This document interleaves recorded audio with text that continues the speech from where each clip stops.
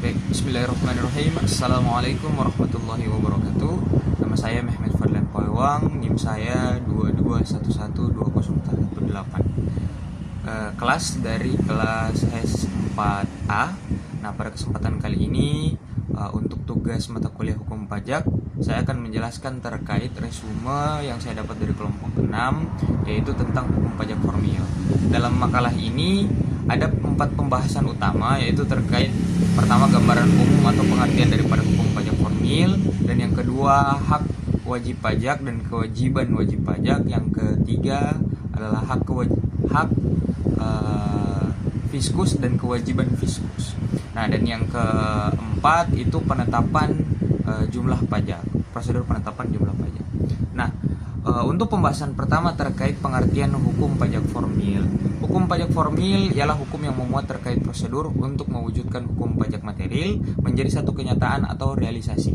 Hukum pajak formil ini memuat tentang penetapan jumlah utang pajak, hak-hak fiskus untuk pengadaan monitoring dan evaluasi daripada perpajakan. Nah, contoh dari bentuk hukum pajak formil ialah ketentuan dan tata cara perpajakan. Bentuknya itu yang pertama, Undang-Undang Nomor 19 Tahun 2000 mengenai perubahan atas Undang-Undang Nomor 19 Tahun 1997 mengenai penagihan pajak dengan surat paksa. Dan yang kedua, Undang-Undang Nomor 16 Tahun 2000 mengenai perubahan kedua atas Undang-Undang Nomor 6 Tahun 1983 mengenai ketentuan umum dan tata cara perpajakan. Nah, hukum pajak formil sendiri menerangkan mengenai hak dan kewajiban wajib pajak serta hak dan kewajiban masalah untuk fiskus. Nah, dari pembahasan kedua, hak wajib pajak dan kewajiban wajib pajak. Nah, wajib pajak adalah orang yang mendapatkan pembinaan dan pengarahan dari otoritas perpajakan dan yang punya kewajiban untuk membayarkan pajak kepada negara. Nah, ada beberapa hak-hak yang perlu diperhatikan daripada wajib pajak itu sendiri. Nah, yang pertama, hak untuk mendapatkan pembinaan dan pengarahan dari otoritas perpajakan. Yang kedua, hak untuk membetulkan SPT atau surat pemberitahuan, baik itu berupa SPT tahunan ataupun SPT masa. Dan yang ketiga, hak untuk memperpanjang waktu penyampaian SPT. Dan keempat, hak untuk menunda atau mengangsur pembayaran pajak. Yang kelima, hak untuk memperoleh kembali kelebihan pembayaran pajak. Dan keenam, hak untuk mengajukan keberatan dan banding.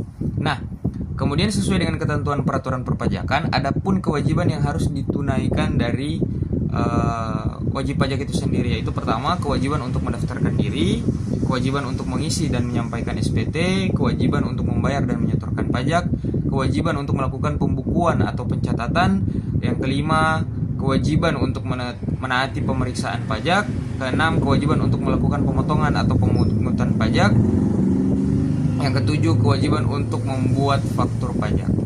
Nah, hal tersebut itulah merupakan hak dan kewajiban daripada wajib pajak. Kemudian, hak dan kewajiban dari fiskus. Fiskus ini adalah orang yang disebut juga dengan aparatur pajak atau pejabat perpajakan. Nah, untuk fiskus sendiri itu mempunyai hak-hak sebagai berikut: menerbitkan NPWP dan untuk mengukuhkan PKP secara jabatan. Yang kedua, menerbitkan surat tagihan pajak. Ketiga, melakukan pemeriksaan dan penyegelan. Keempat, melakukan penyidikan. Lima, menerbitkan surat paksa dan melakukan penyitaan. Ya, dan kemudian gambaran-gambaran terkait masalah kewajiban fiskus yang diatur dalam Undang-Undang Perpajakan. Itu terdapat 3 poin besar, yaitu melakukan penyuluhan kepada wajib pajak. Yang kedua, menerbitkan surat ketetapan pajak. Dan yang ketiga, merahasiakan data wajib pajak. Nah, kemudian ada pembahasan yang terkait masalah penetapan jumlah utang pajak dari setiap wajib pajak. Nah, dari setiap wajib pajak ini wajib membayarkan pajak yang terutang sesuai dengan ketentuan perundang-undangan perpajakan dengan tidak menggantungkan pada adanya surat ketetapan pajak yang sebagaimana terdapat di pasal 12 ayat 1 untuk Undang-Undang Ketentuan Umum Perpajakan. Nah, begitulah penjabaran saya terkait masalah hukum pajak formil yang dijelaskan dari kelompok 6. Sekian, mohon maaf apabila ada kesalahan. Terima kasih. Assalamualaikum warahmatullahi wabarakatuh.